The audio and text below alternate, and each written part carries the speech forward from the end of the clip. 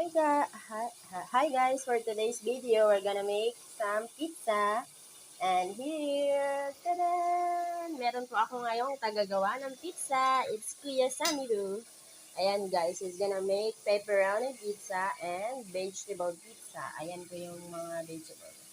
At andun yung cheese. While Kuya Sam is making pizza, I'm cooking fried chicken and tinolang isda. Ayan guys.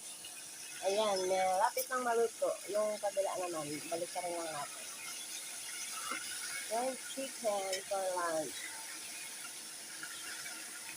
Ayan guys.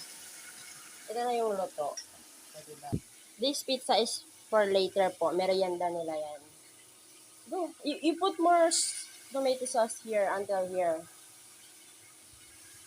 Ayan, galing-galing naman ang assistant ko. Kuya Sam.